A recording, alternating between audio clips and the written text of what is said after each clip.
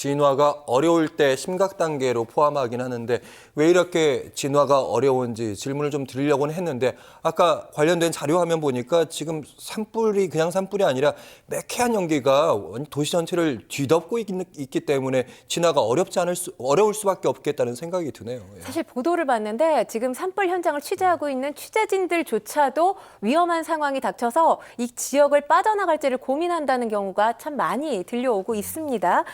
지금 경상권 산불이 동시다발 대형화되고 있는 이유 여러 가지가 있습니다. 네. 가장 먼저 살펴볼 수 있는 건 강풍, 건조, 고온. 그러니까 산불이 날 수 있는 최악의 3조건이라고 할 수 있거든요. 이 세 가지 조건이 한꺼번에 폭발을 하게 된 겁니다. 이렇게 한꺼번에 겹쳐지게 되면서 산불이 꺼지지 않고 있는 상황인 건데요. 강한 바람 때문에 이 불씨가 퍼뜨려지면서 진화에 어려움을 겪고 있고요. 또 한 가지는 지금 아직까지 새싹을 틔우지 않고 있는 상황이잖아요. 이런 상황에서 겨우내 바짝 마른 낙엽들이 잔뜩 쌓여 있습니다. 그런데 이게 지금 땔감 역할을 하고 있는 거죠. 그러면서 위력을 더욱더 강하게 만들고 있습니다. 이번 산불도 초속 15m 이상의 바람이 확산시킨 것으로 전해지고 있는데요. 특히나 바람이 거센 지역, 지금 모든 산불이 나고 있는 모든 지역들이 바람이 거셉니다만 산청과 의성이 특히나 바람이 거센 것으로 알려지고 있는데 이 지역에서 지금 비화 현상까지 나타나고 있습니다. 이 비화 현상이라고 하는 건 여러분들 불티라고 많이 들어보셨을 거예요. 이 불씨가 바람을 타고 다른 곳으로 날아가면서 다른 지역에 또다시 화재가 발생을 하게 되는 겁니다. 일명 도깨비불이라고도 불리는데요. 이 비화가 수백 미터까지 건너간 경우가 있습니다. 산불 진화의 가장 큰 장애물이 도깨비불로 지금 꼽히고 있습니다. 지금 불씨가 600m 이상 바람을 타고 날아간 것으로 전해지고 있는데 2022년에 경북 울진에서 산불이 발생했을 경우 이 비화 현상 600m를 넘어섰습니다. 비화 거리가 2km에 이르기도 했었습니다.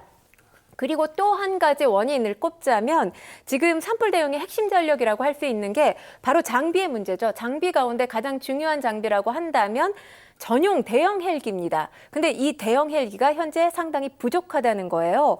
산림청에 따르면 지금 이 산불이 난 지역에 30대 지금 헬기를 띄운 것으로 알려졌습니다. 그런데 중요한 건 대부분의 헬기가 1000리터에서 3000리터가량의 중소형 헬기입니다. 이렇게 대형 산불을 잡으려면 최소한 지금 5000리터에서 8000리터 물을 한꺼번에 뿜어낼 수 있는 대형 헬기가 필요한데 국내에는 5대뿐입니다. 여기에도 이유가 있는데 사실 지난해 같은 경우에 이 10,000리터 이상의 대형 산불 헬기 7대 정도를 임차를 했었다고 해요. 지금도 노력을 했는데 다들 아시겠지만 LA에서 대형 산불이 나지 않았습니까? 이 대형 산불을 기준으로 해서 각국에서 미국을 비롯해서 각국에서 이 산불 헬기 국외 반출 금지 분위기가 조성되고 있다고 합니다. 그래서 지금 대형 산불을 일찍이 진화를 했으려면 이 대형 헬기만 있었다 하더라도 이렇게 오랜 시간 산불 때문에 고통받는 일은 없었을 거다라는 목소리가 나오고 있습니다.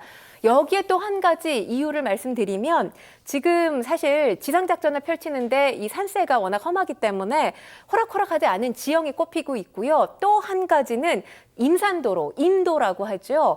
이 임도가 부족한 상황입니다. 그러다 보니까 사실 산불 킬러로 불리고 있는 이 고성능 차량, 현장에 접근해서 진화 작전을 빠르게 펼쳐야 되는데 임도가 부족하기 때문에 지금 이 작전을 펼칠 수가 없다라는 거죠.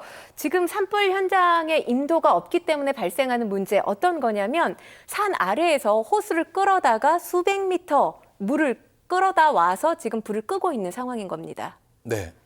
특히 장비가 가지 못하는 지역들이 많기 때문에 사람이 직접 올라가서 불을 끄는 경우들이 대부분인 거잖아요. 지금 현재도 그런 거고 산불 초기에 그리고 보니까 공무원뿐만 아니라 진화 작업대원들이 숨진 분들이 여럿이시더라고요.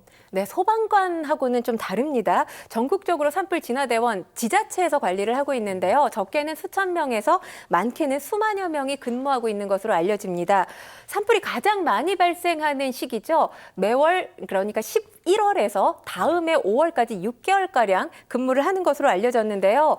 대부분 이 농촌 지역입니다. 인구 소멸 지역에 해당하는 곳에서 근무를 하고 있는데 임금 역시 최저 시급인 일당 84,880원 정도를 지급하고 있습니다. 사실 저임금에다가 일하는 기간도 6개월 정도로 정해져 있다 보니까 아무래도 청장년층의 산불 진화대원 지원율은 거의 없다고 봐야 합니다. 60대 이상인 분들이 지원을 하고 있는 것으로 전해지고 있는데요. 전문 장비도 갖추지 못하고 이 진화 현장에 투입되는 것으로 알려지고 있습니다. 산불 진화대가 쓰고 있는 장비들을 보니까 이 방어선을 구축하는 데 필요한 또는 잔불 정리에 필요한 이 갈키라든지 등짐 펌프죠. 이런 것들을 주로 쓴다고 해요. 그리고 산림청이 보급한 방화복 정도를 입는다고 하는데 이런 장비 가지고는 갑작스럽게 돌풍이 불어서 불이 커졌을 때 이럴 경우에 고립될 위험도 있잖아요. 이런 위험에서 빠져나오기가 상당히 어렵다라는 지적이 있습니다. 이들 지금 채용 과정을 보면 매년 채용 공고를 거쳐서 서류와 또 면접 그리고 체력 테스트까지 거치는 걸로 알려졌습니다. 그런데 중요한 건 아무래도 산불을 진화하기 위해서는 체력 소모가 클 거 아니겠습니까? 체력 테스트를 지금 상대평가를 하고 있습니다. 그렇기 때문에 지금 주된 임무 산불 진화에 맞게 절대평가를 해야 된다. 이런 목소리가 나오고 있고요. 그리고 지금 6개월밖에 근무를 하지 않는 것이 문제인 것은 일단 업무의 연속성이 없지 않겠습니까? 그러다 보니까 산불 진화대원의 책임자급이라 하더라도 진화 현장에 파견됐을 때 뭔가 문제를 한 번에 해결하기가 쉽지 않다라는 거죠. 그래서 책임자급이라도 이 무기계약직 등으로 채용해야 되지 않냐 이런 목소리가 나옵니다. 지금 산불의 현황을 보셔서 아시겠지만 상당히 공포스럽지 않습니까? 이 산불이 산불에서 그치는 게 아니라 국가 재난이 된 상황이라고 볼 수 있습니다. 그런 만큼 현재 지자체가 운영 중인 이 산불 진화대원들 수천 명에서 수만여 명에 대한 근무 여건 지금 들으셔서 아시겠지만 상당히 열악합니다. 이 근무 여건에 대한 개선이 반드시 필요하다고 보여집니다.